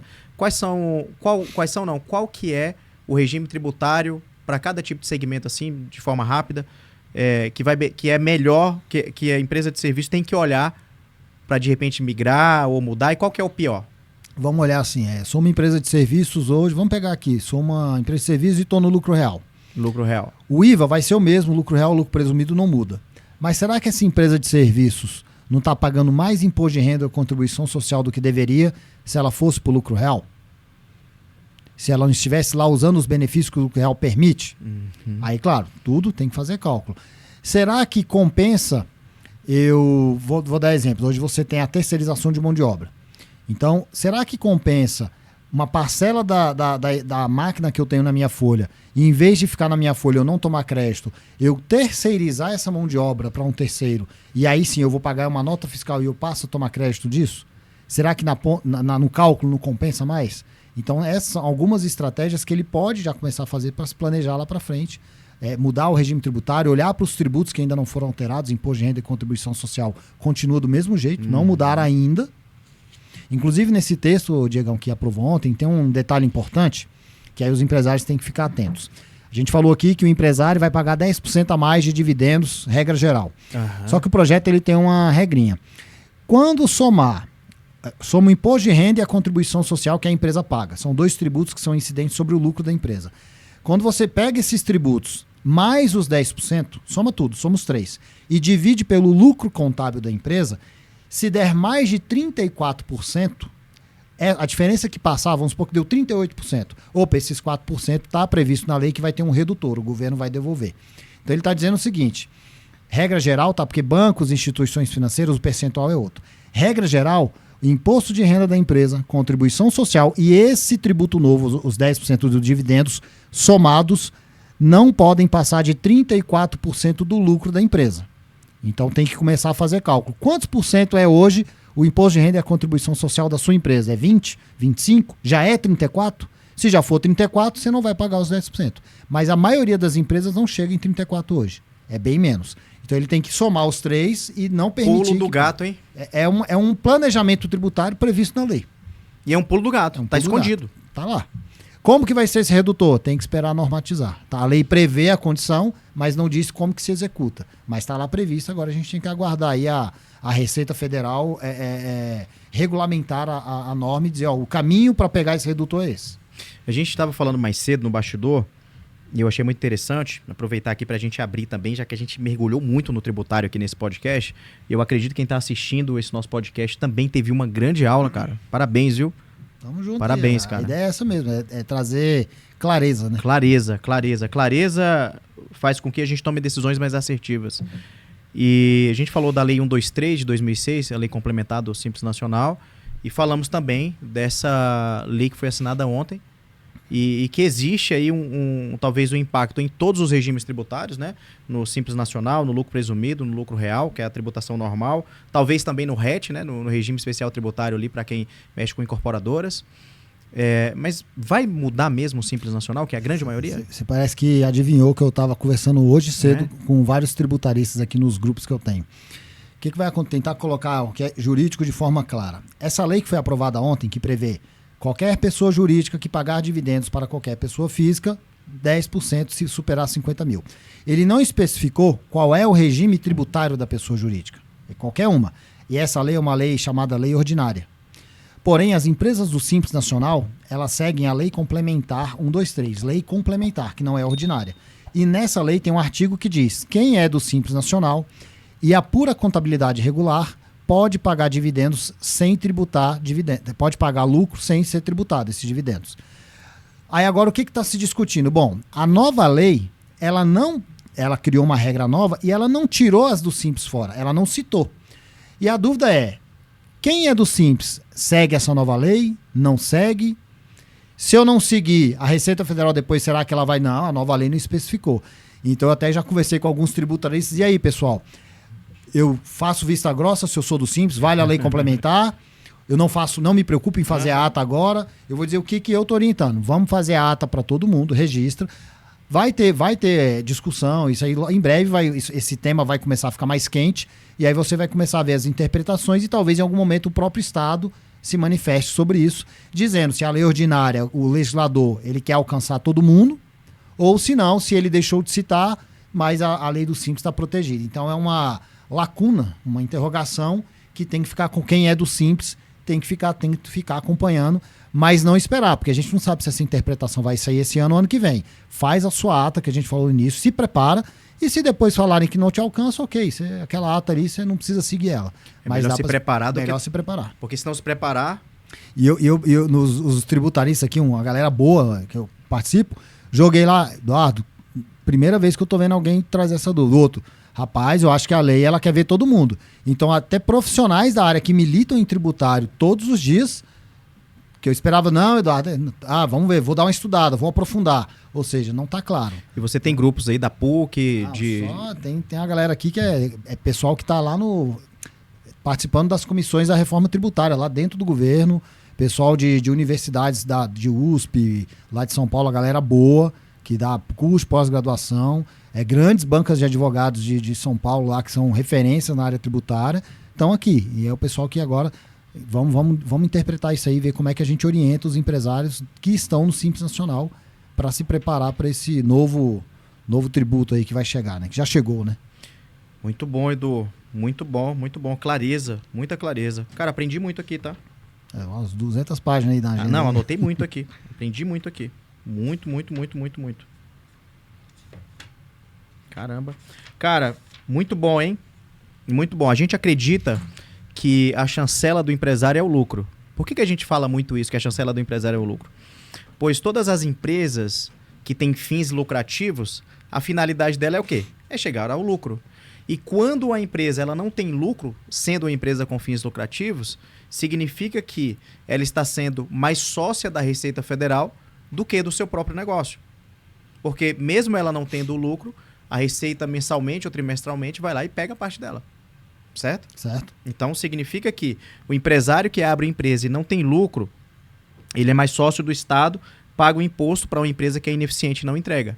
E que empresário é uma profissão também para o cara sentar aqui e estar aprendendo isso aí. Sim. Conosco, assim como a gente participa de mentorias, entrega também mentorias, que é o ciclo de melhoria contínua, né? Que Sim. é o PDCA. Como que você vê essas empresas que só empatam, só vem empatando? A empresa só empata. Todo mês tá pagando a conta.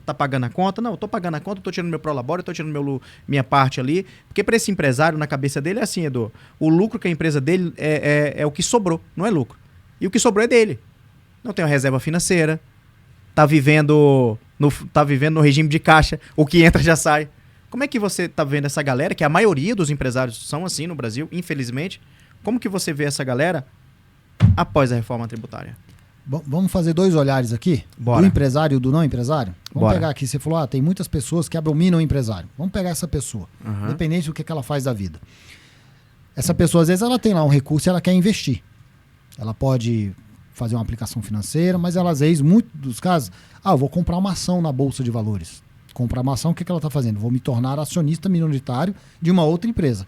Quando ela vai fazer isso? Ela vai comprar a ação de uma empresa que dá prejuízo ou que dá lucro?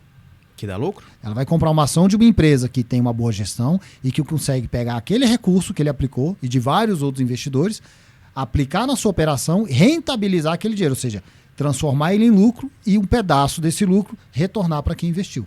Então, até quem condena os empresários, na hora de fazer um investimento, ele não vai pegar uma empresa que não dá lucro. Ele não vai botar o dinheiro dele numa empresa que gasta todo o dinheiro dele para revestir em trabalho social, porque ele não vai ter retorno do capital.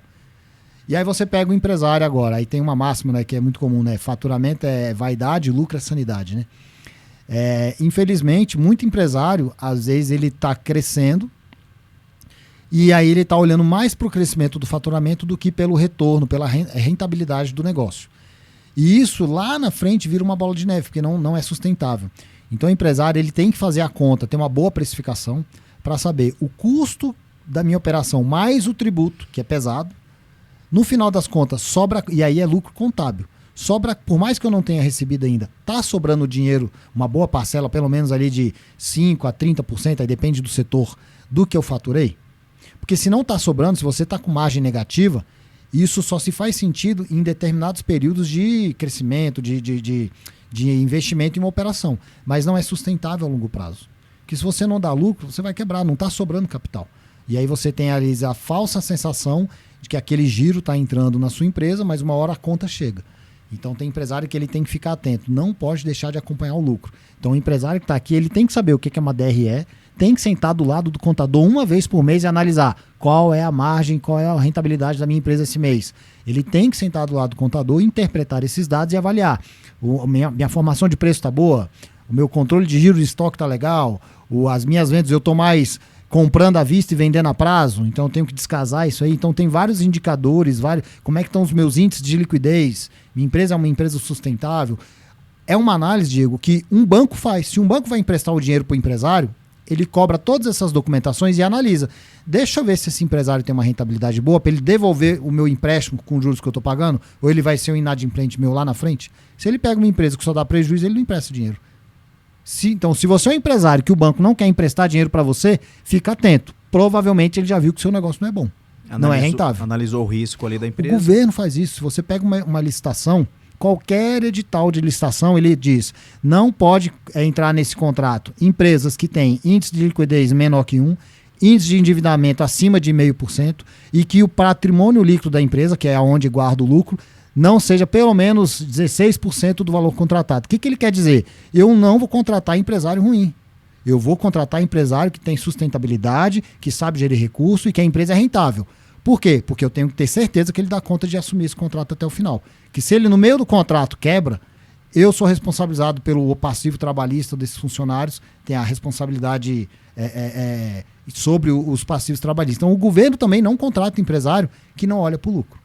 Então isso é uma máxima. Seja, né? O empresário que não olha para o lucro, ele vai captar um recurso no banco, o banco vai analisar a saúde da empresa para saber se ele tem condições de arcar com o pagamento daquele empréstimo, daquela alavancagem, e o governo, quando vai vender, quando vai comprar algum produto do empresário, ele também olha o índice de liquidez também para ver a saúde.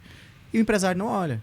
Todo mundo olha. Todo mundo olha, mas o dono do negócio não olha. É uma ignorância. Eu julgo afirmar aqui que de 100 empresários, principalmente se você estiver falando em empresas aí, Diego, que faturam de 50 milhões para baixo, vamos fazer um corte aqui, de 100 empresários, talvez não tenha 10% que ele senta todo mês para olhar o lucro na DRE, que não é só o fluxo de caixa, na DRE para saber se está tendo lucro. E essa é uma ignorância que não é até aqui não é culpa sua. Ninguém te ensinou isso. Ninguém ensina o empresário, né, Edu? Não também tem. Ninguém ensina. A faculdade não ensina. Nenhum lugar que ele vai, às vezes o contador dele também não ensina. Não é culpa do empresário. Porque mas daqui para frente, após esse podcast, é culpa do empresário. É negligência. Tem que olhar. Tem que chamar o time dele, seja time interno de contabilidade, contador terceirizado, advogados tributaristas que dão suporte e ter reuniões mensais para falar de margem, para falar de planejamento tributário. Isso tem que ser pauta mensal para o empresário. Essa pauta mensal para o empresário de conversar com o seu contador e com o seu advogado tributarista mensal,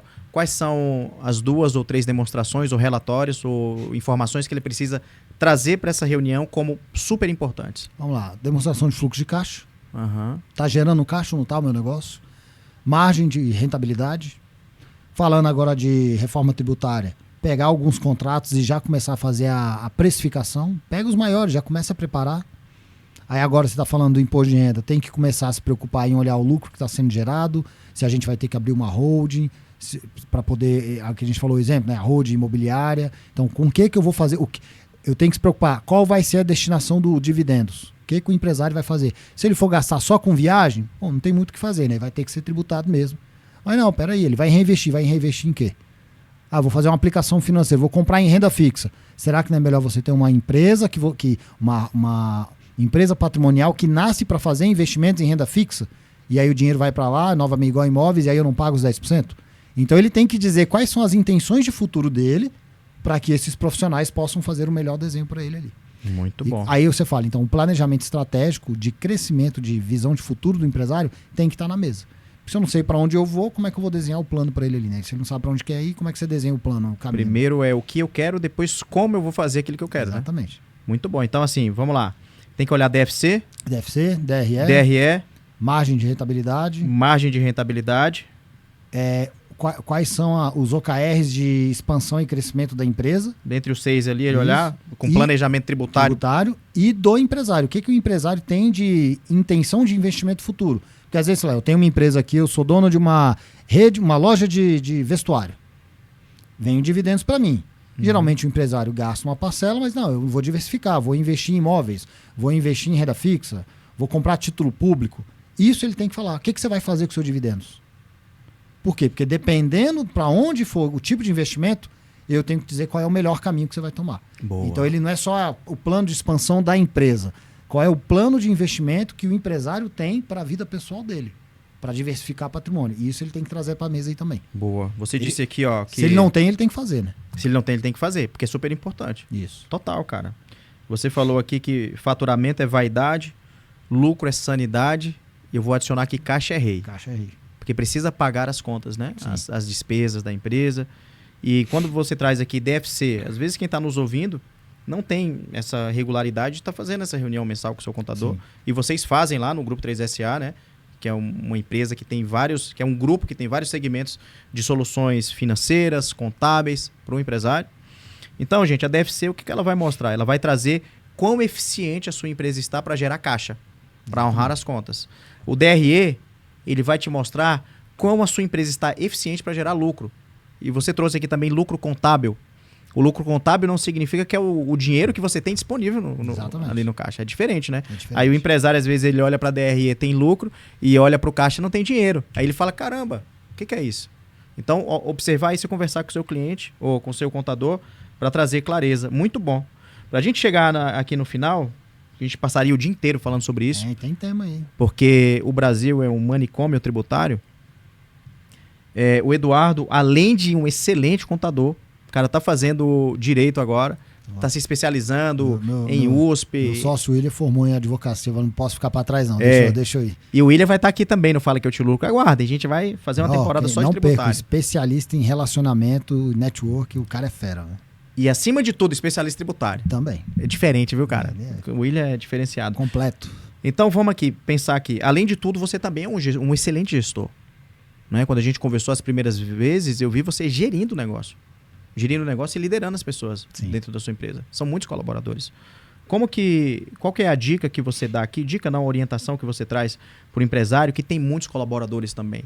Como que faz para gerir? Uma das frases que você fala muito, que pressão é um privilégio, né?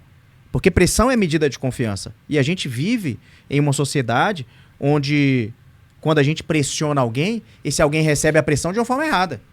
Fala, pô, fulano tá me pressionando. Como é que é claro? Ninguém pressiona alguém que não tem condição de entregar aquilo. Agora, recente, essa semana eu fui convocado pela Marinha do Brasil para treinar oficiais de praças sobre liderança e gestão e cultura. E foi muito importante, foi um passo muito, muito largo aqui. E lá dentro as pessoas percebem que a pressão é a medida de confiança. E aqui fora, Edu, como é que você organiza isso dentro de uma sociedade que a CLT, ela foi lá na década de 30, só que hoje ela é importante, mas ela passa mais a infantilizar as pessoas com tanto de coisa que tem. Como é que você gera isso aí? Eu tava ouvindo não é nem um podcast, é um corte do podcast da Cris Junqueira ontem.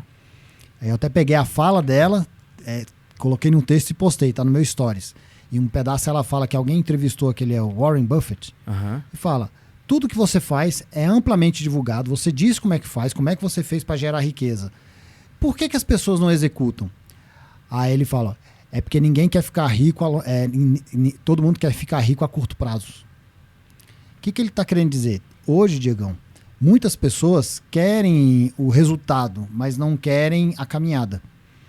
E aí a gente, lá na nossa empresa, e eu não vou dizer que isso foi desde o início, tá? Isso foram aprendizados aí nesses 18 anos de empresários para chegar com esse pensamento que a gente tem hoje de que, de fato, se eu quero ter um negócio que ele continua crescendo, se o meu perfil de empresário é de sempre estar querendo algo a mais, o inovar, crescer e ter uma vida melhor para mim, para minha empresa, eu tenho que conduzir que os meus colaboradores tenham esse mesmo perfil, essa mesma cultura, que é a cultura de crescimento, de alta performance, de você, se você se permite colocar numa situação de conforto, você não cresce. Pega uma pandemia, olha o tanto de gente que se reinventou, porque obrigatoriamente foi colocado em desconforto. Desconforto é o quê? Um momento de pressão.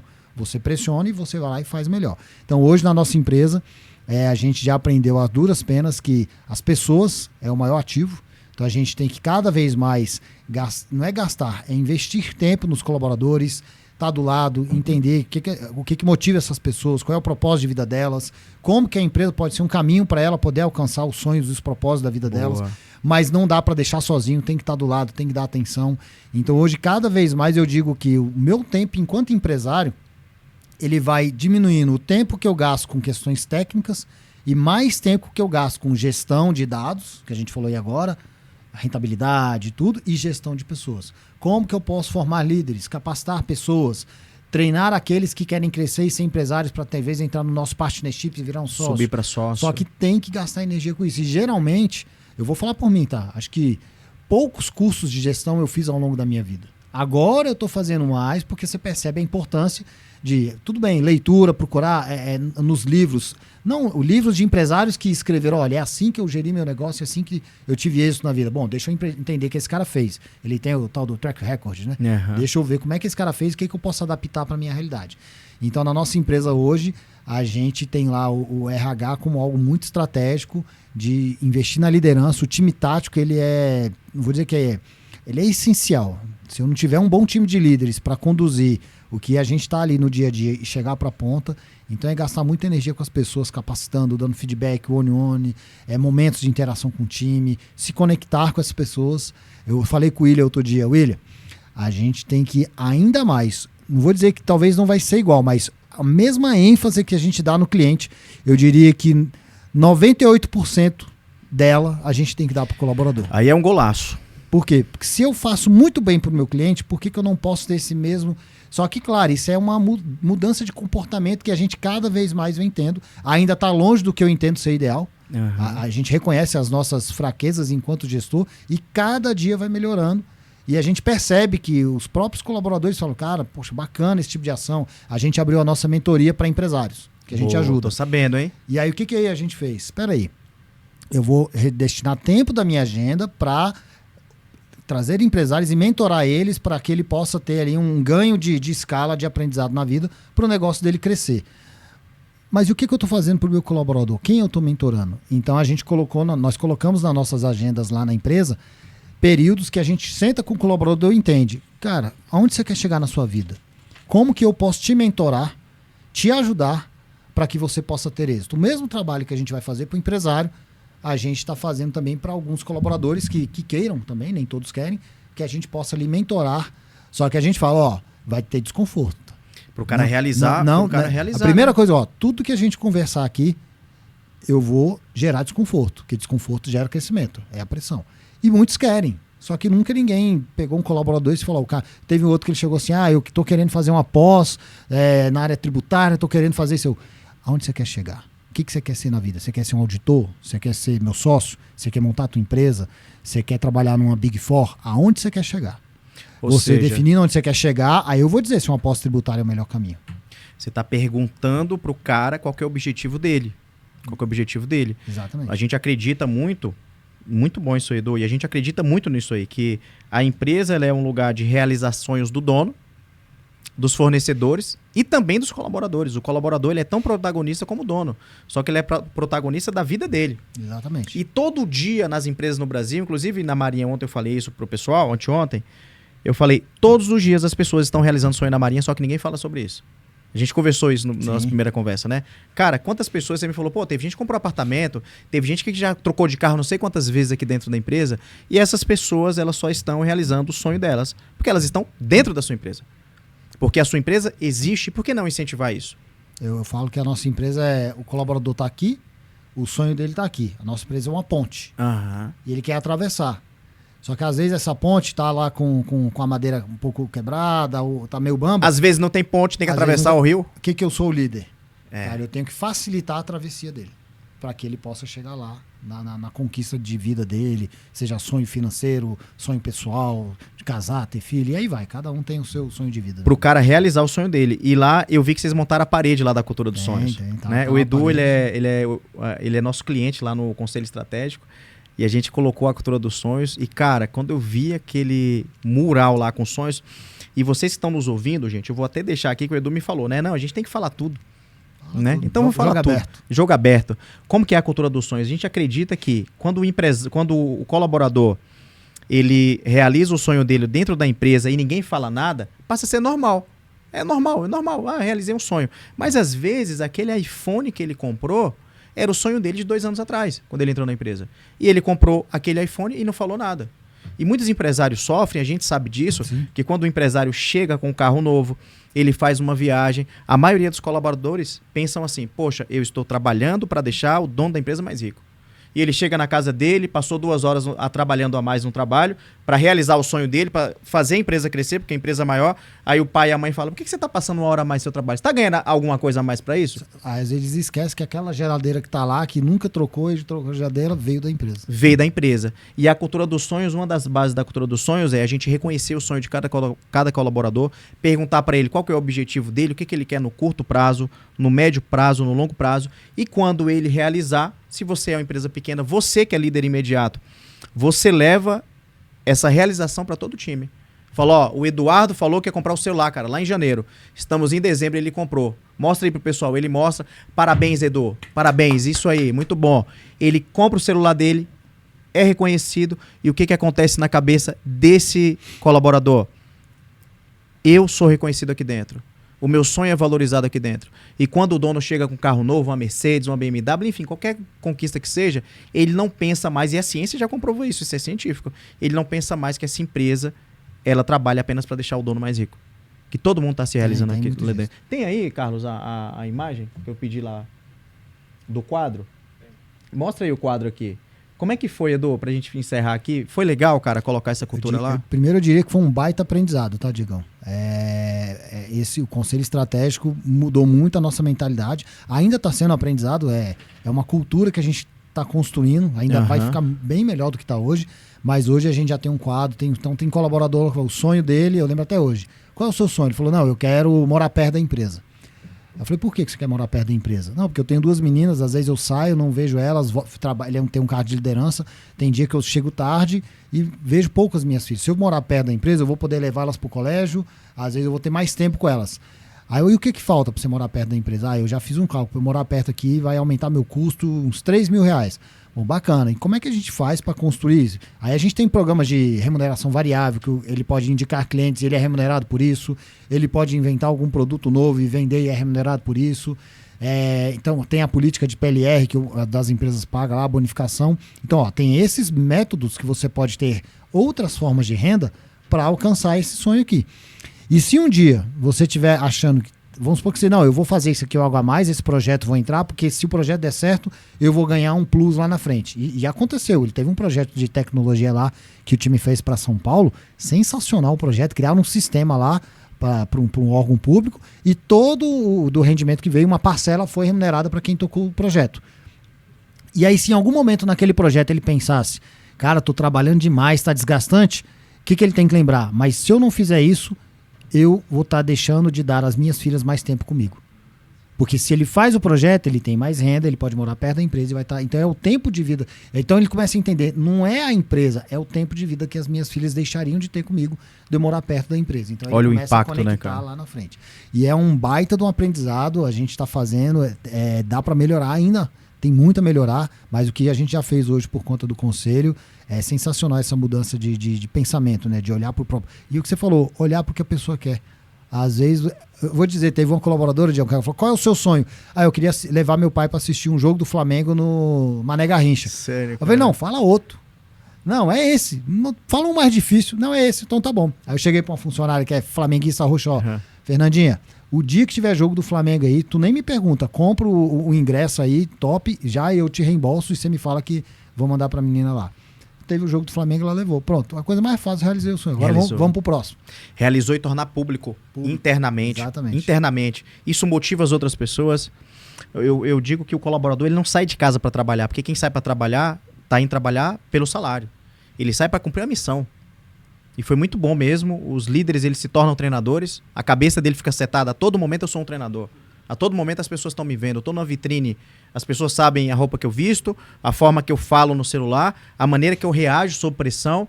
E sabem até o meu pensamento, os meus liderados. Porque um pensamento recorrente, em algum momento ele vira ação, cara. Sim. Né? É isso aí. Muito bom, muito bom. Muito bom, gente. Edu, de tudo que eu te perguntei, qual foi a pergunta que eu deixei de te fazer, que a resposta dela é importante para a nossa audiência e para os empresários que estão nos assistindo? A pergunta que você deixou de me fazer, eu diria, Diego, se você fosse perguntar assim, Edu, você está agora com... Eu estou pegando muito das mentorias que a gente está fazendo. O que impede hoje a maioria dos empresários de crescer? Na sua visão, o que impede os empresários de crescer? Então, eu diria que essa seria a pergunta que faltou, que eu acho que muita gente não faz essa reflexão no dia a dia. Então, legal. Então vai ser ela, tá? Na sua visão, o que impede a maioria dos empresários de crescerem? Vamos lá. Primeiro, vendas em primeiro lugar. Tem muito empresário que não gosta, não quer vender e delega ou não gasta energia com vendas. Todo negócio tem que estar vendendo todo santo dia. E o empresário... E eu aprendi isso também, não foi no início não, tá, Diego? Isso foi no meio do caminho que eu mudei essa visão. Porque eu sou o cara técnico, mas aprendi a que eu não adiantava ficar só na cadeira do técnico. Então, vendas em primeiro lugar, pessoas, time em segundo lugar e processo. E gastar energia com isso. Se o empresário só delegar essas três principais chaves aqui do negócio, e você pode botar uma quarta aí, tecnologia, que no mundo de hoje nada... Senão você faz tudo isso, mas se não coloca tecnologia, fica muito manual, né? Mas é vendas, pessoas e processos. E se o empresário não gastar energia com isso aí, só deixar o time fazendo, vai sair alguma coisa? Vai. Mas provavelmente vai estar longe de ser o que a empresa precisa. Então, o empresário, e a gente, na nossa mentoria, os nossos pilares são esses. Quando a gente começa com o mentorado, deixa eu ver como é que está o seu comercial, como é que é a sua rotina, suas metas comerciais, o programa de indicação, e diversos outros fatores que englobam ali o pacote comercial. Incrível. Aí a gente começa a perceber, ele não cresce porque concentrador de demandas, não delega, não tem time, ou se tem, não delega. E às vezes não, e se tem time e não delega é porque não tem processo. Então a gente pega esses três principais pilares aí e só chega na tecnologia quando a gente consegue comprovar que ele já conseguiu fazer de forma manual. Porque tecnologia adianta, né? Tem que vir depois. Não adianta colocar tecnologia não tem nada. Tem que fazer na mão, aprende a fazer na mão, depois você coloca a tecnologia. Tem o processo para depois você automatizar ele. Sensacional, sensacional. Muito bom, muito bom. Coloca o quinto aí, né? Tributário. Tributário. Coloca aí, Carlos, para ver aqui. Eu vi que vocês colocaram aí. Tributário, muito bom, cara, muito bom. Edu, a galera que assistiu o podcast aqui, eles podem te procurar onde? Tem o Instagram, @soueduardodias.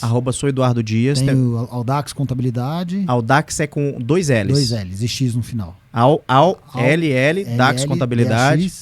Isso, Audax Contabilidade, o Instagram dela, e aí só mandar mensagem. Sou Eduardo Dias, aí manda lá uma mensagenzinha no Instagram que a gente sempre está respondendo. E tem o da Taxal também, a Taxal Consultoria Tributária. No grupo tem outras empresas, né? Tem a Concimed, que é uma empresa de concierge para médicos também, na área de saúde. Então a gente criou um modelo de negócio que está crescendo cada vez mais, que é um facilitador da vida do médico, que ele às vezes não sabe como lidar com a parte burocrática que o hospital exige. A Concimed trata isso para ele também. Tem centenas de clientes no Brasil. Eu sei que tem mais de 250 médicos. Eu não sei se já bateu 300, mas está perto de bater. Acho que é 280. Rodrigão tá na frente fazendo excelente trabalho lá. Tem um tanquezão lá tocando. Ele é bom. O cara é bom. Ele é ponta firme, viu? Ele é bom. Eu gosto do trabalho dele. Olha o quadro dos sonhos aí, né? Tem um pedaço do quadro dos sonhos aí que já fizeram lá da Cultura dos Sonhos. Muito bom, hein? Muito bom, gente. Quando o colaborador olha isso, quais são as mensagens que passam, né? Pô, a empresa se preocupa com a gente. Se tiver entrado um cara ontem, ele vai falar, isso aqui é a única empresa que eu já vi que as pessoas de fato realizam o sonho. Não é que ele já viu, é porque tá mostrando. Às vezes as outras realizam, mas não mostra. Igual a gente, né? Onde a gente não tinha isso. Realizava e não dava valor a isso. Não mostra. Esse é o produto que o colaborador compra. Ele compra a cultura e ele compra a realização dele dentro da empresa. Aí ele vai se dedicar mais, né? Isso aí. Muito bom, muito bom, muito bom. Eduardo Dias aqui, no Fala Que Eu Te Lucro. Se você gostou desse episódio, deixa seu comentário aqui. Manda mensagem para Eduardo. Não foi combinado, mas quem mandar mensagem para Eduardo vai ter uma análise tributária da sua empresa para saber. Pode fazer isso aqui? Manda bala aí. Tá, beleza, então. Todo mundo que assistiu esse podcast aqui e mandar mensagem para Eduardo vai ter uma análise tributária da sua empresa para saber se nos últimos 5 anos você tem crédito tributário ou para recuperar e colocar no seu bolso, que é um dinheiro que está na mesa, ou para abater nos seus impostos da sua empresa. Manda mensagem para Eduardo, fala se você gostou, pega esse podcast agora, copia o link, manda nos grupos que você tem de empresário, porque o conhecimento só é bom, cara, quando é compartilhado. Alcança a fonte, né? E alcança a fonte. Tá bom, gente? Então fiquem atentos pro próximo episódio. Esse episódio que o Eduardo, ele abre essa temporada de tributário, que é uma das minhas preocupações com o empresariado brasileiro. Muito, muito obrigado, cara, por ter vindo aqui. Eu que agradeço. Né? Dá um toque aqui. A oportunidade de falar de um tema tão importante aí. Obrigado e espero que se pelo menos uma pessoa aqui colocar em prática, acho que a gente tem a missão cumprida, salvou a vida de um empresário. Salvou. Você gostou, meu? Oh, sensacional. Foi bom, né? Muito obrigado. Bom, muito bom. Até a próxima. Obrigado, pessoal. Tamo junto, ó. Curte e compartilha. Não se esqueça, curta e compartilha.